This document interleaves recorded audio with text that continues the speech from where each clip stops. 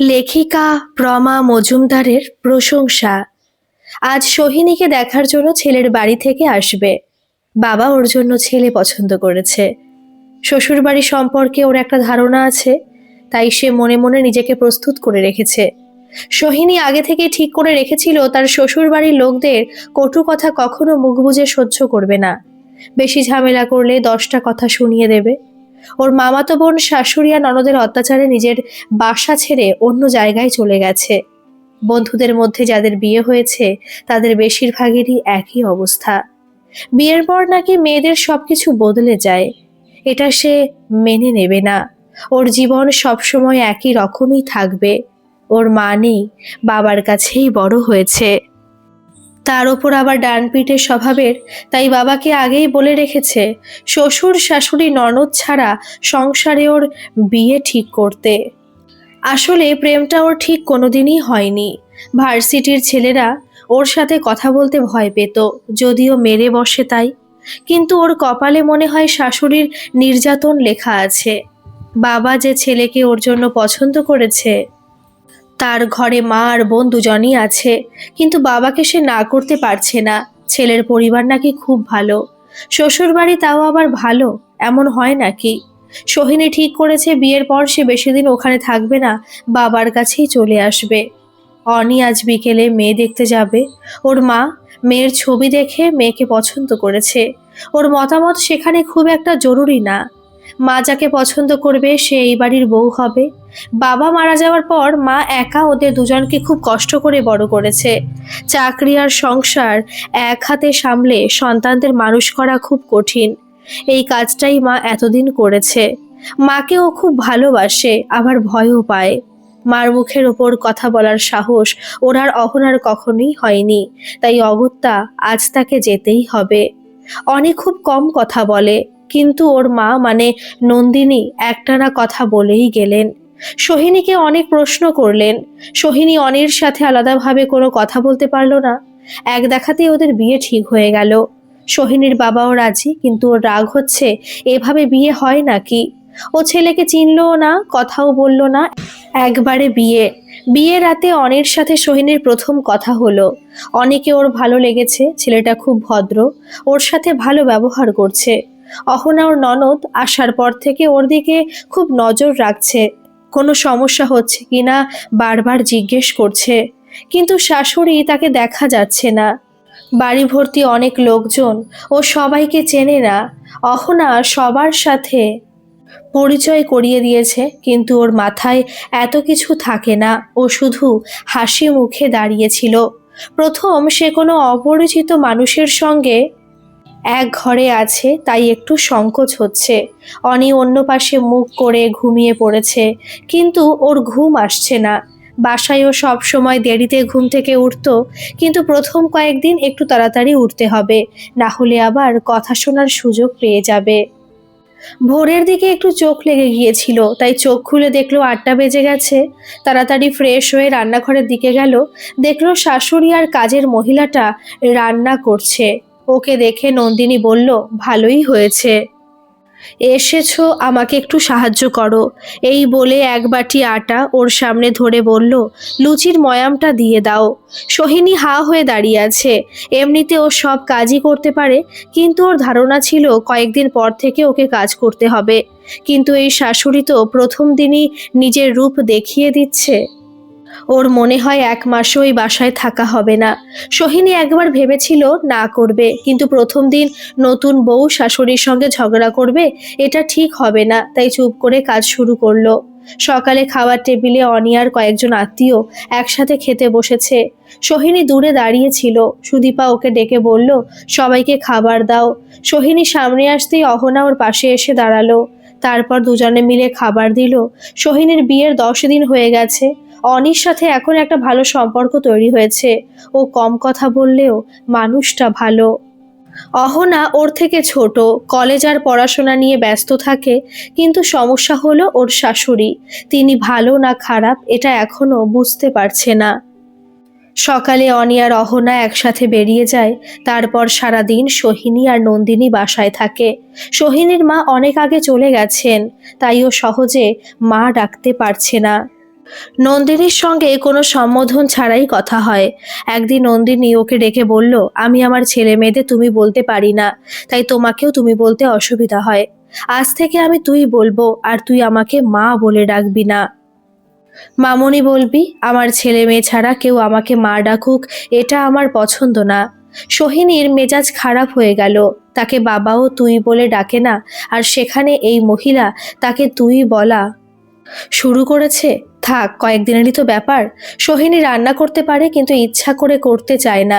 বিকালের চা সে করে। একদিন চা নিয়ে নন্দিনীর ঘরের সামনে দাঁড়িয়ে শুনতে পেল ও কারো সাথে কথা বলছে। যখন ও নিজের নামটা শুনতে পায় তখন চুপ করে শুনে কি বলে। নিশ্চয়ই ওর নিন্দা করছে। এতদিন ভালো রূপ ধরেছিল, এখন আসল রূপ দেখানো শুরু হবে। তাতে ওর কিছু যায় আসে না। নন্দিনী বলছে সোহিনী খুব লক্ষ্মী, ওকে কোনো কাজ করতে দেয় না, নিজেই সব রান্না করে, আর ভালোবেসে ওকে মামুনি বলে ডাকে। এবারও সোহিনী মামুনি মিথ্যা কথা বলছে। ও তো কোনো কাজ করতে চায় না, আর রান্নাটাও মাঝে মাঝে করে। সব কিছু তো মামুনি নিজেই করে, তারপরও এমন করে কাকে মিথ্যে বলছে।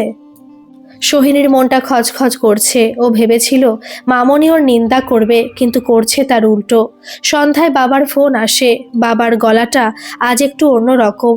বাবা বলল, আজ তোমার শাশুড়ির সাথে কথা বলে খুব ভালো লেগেছে।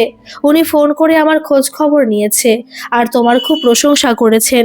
আমি তো খুব ভয়ে ভয়ে ছিলাম, তুমি হয়তো শ্বশুর বাড়িতে থাকতেই পারবে না, কিন্তু ওনার কথা শোনার পর খুব শান্তি পেয়েছি। বাবা কথাগুলো এক নিঃশ্বাসে বলে গেলেন। সোহিনী কোনো উত্তর দিল না। এমনটা তো কখনো হয় না, সবাই তো নিন্দা করে। এভাবেই কাটতে থাকে শ্বশুর বাড়িতে তার জীবন। খুব একটা পরিবর্তন হয়নি। অহনার সাথে ওর ভালো বন্ধুত্ব হয়ে গেছে। অহনা কলেজ থেকে আসার সময় ওর জন্য আচার নিয়ে আসে। আবার দুজনে একসাথে ফুচকা খেতে যায়। শাশুড়ি বাইরের খাবার পছন্দ করে না, তাই তাকে না জানিয়ে যেতে হয়।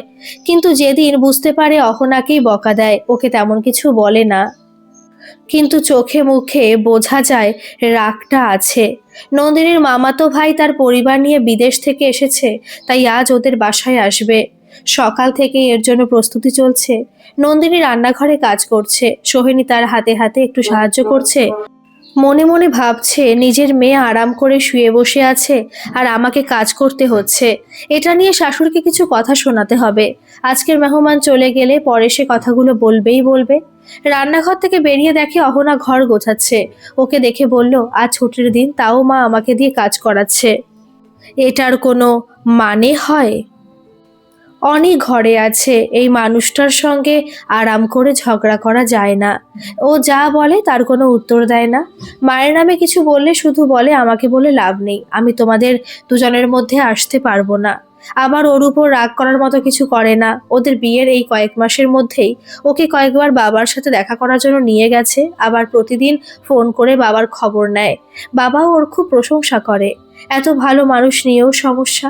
মামুনি বিকালে একটা শাড়ি দিয়ে বলেছে, আজ একটু সুন্দরভাবে সেজে থাকিস, ওরা প্রথম তোকে দেখবে, আর এক জায়গায় পিলারের মতো দাঁড়িয়ে থাকবি না। এটা তোর নিজের বাড়ি, এখানে ওরা বাইরের অতিথি। ওরা আসার পর মামনি আর রান্নাঘরের দিকে আসেনি। সোহিনী আর অহনা মিলে সব করেছে। মামনির কাজ খুব পরিপাটি, সব আগে থেকেই গোছানো ছিল। ওরা শুধু সামনে নিয়ে দিয়েছে, এই যা। অনির মামা মামি আর ওদের একটা ছেলে রাতের খাওয়া দাওয়া করেছে। অনেক বলা হয়েছে রাতে থাকার জন্য, কিন্তু ওরা চলে গেছে। খাওয়ার টেবিলে সোহিনীর খুব অস্বস্তি হচ্ছিল।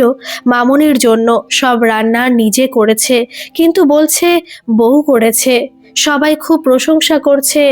বোকা অনি পর্যন্ত বলছে আজকে রান্না অনেক ভালো হয়েছে। সোহিনীর রাগ হচ্ছে, এগুলোর কোনো মানে হয়? আমাকে বললে তো আমি করতামই, মিথ্যে বলার কি দরকার ছিল? রাতে অনিকেও বলল, আজ তোমার মা আমাকে অপমান করেছে। অনি জিজ্ঞেস করলো কিভাবে। সোহিনী রাগী গলায় বলল, আমি কোনো রান্না করিনি, তারপরও সবার সামনে মিথ্যে বলেছে।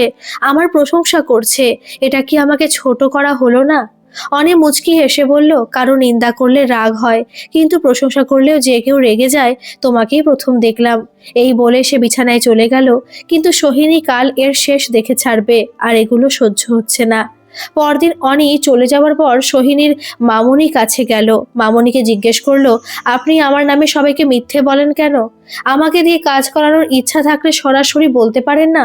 সোহিনীর গলায় বেশ ঝাঁজ ছিল, কিন্তু নন্দিনীর মুখটা হাসি হাসি। আমি তো কোনো মিথ্যে বলিনি। কাল তো তুই আমাকে রান্নাঘরে সাহায্য করেছিস, তাই বলেছি তুই রান্না করেছিস। আর শুধু কড়াই নাড়া দিলেই কি রান্না করা যায়? সোহিনী আবার বলল, আমার বাবাকেও তো মিথ্যা বলেছেন। এবার হাসি মুখেই বলল, আরে এটা তো তোরই বাড়ি, যখন দরকার হবে তখন তো কাজ করতেই হবে। আমি এখন বললেই কি আর না বললেই কি? না, এই মহিলার সঙ্গে ঝগড়া করা যাচ্ছে না। সবকিছুর একটা যুক্তি বের করে ফেলছে, আর মুখটাও এমন মায়াবী খারাপ ব্যবহার করতেও খারাপ লাগছে। তাই ও সেখান থেকে চলে গেল।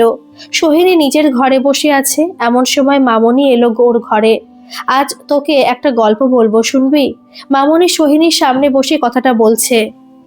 তাই ও আর না করতে পারলো না। মামনি বলছে, অনেক ছোটবেলায় আমার বাবা মা মারা যায়। আমি মামার সংসারে বড় হয়েছি, কিন্তু খুব আদরে।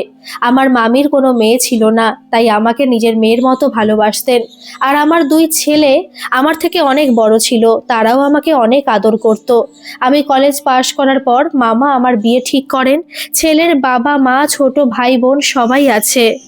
মামা ভেবেছিলেন আমি শ্বশুর বাড়িতে মা বাবার আদর ভালোবাসা পাবো। অনির বাবা শহরে চাকরি করত, আমি একাই শ্বশুর বাড়িতে থাকতাম।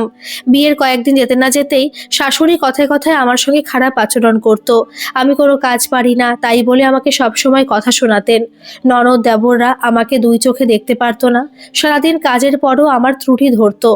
একদিন আমাকে দেখার জন্য মামা আসেন, আমার শ্বশুর তার সামনে আমার দোষের লিস্ট তুলে ধরেন। আর মামি কেন আমাকে কিছু করতে শেখাননি তার জন্য তাকেও কথা বলতে ছাড়েন না। সেদিন মামা মুখ বুজে সব শুনেছিল, কিছু মুখে না দিয়ে ছলছল চোখে সেই বাড়ি থেকে চলে গিয়েছিল। মামার সেই করুণ মুখ এখনো আমার চোখে ভাসে। সন্তানের নিন্দা কোনো বাবা মা মেনে নিতে পারে না। অনির বাবা খুব ভালো মানুষ ছিল, শহরে চাকরি করত, ছুটিতে বাড়ি যেত। আমি মুখে কিছু না বললেও বুঝতে পেরেছিল আমার কষ্টটা। কয়েক বছর পর নানা ছুতো করে আমাকে শহরে তার কাছে নিয়ে আসে। যখন অনির বিয়ের কথা হয় তখন নিজের কাছে প্রতিজ্ঞা করেছিলাম ওর বউকে আমার সন্তানের মতোই দেখব। তোর সম্পর্কে জানার পর প্রথমে ঠিক করেছিলাম তোকেই আমার ছেলের বউ করব। তোর জীবনে মায়ের অভাব আমি পূরণ করব, কারণ আমি জানি মা না থাকার কষ্ট সন্তানের সারা জীবন থাকে। সোহিনী চুপচাপ কথাগুলো শুনছিল। কখন যে চোখ ভিজে উঠেছে তা সে টের পায়নি। যখন বুঝতে পারলো তখনও চোখ মুছল না, কারণ ও চাইছিল এই চোখের জলের সাথে ওর মনের যত ভুল ধারণা আছে সব যেন ওর জীবন থেকে চলে যায়।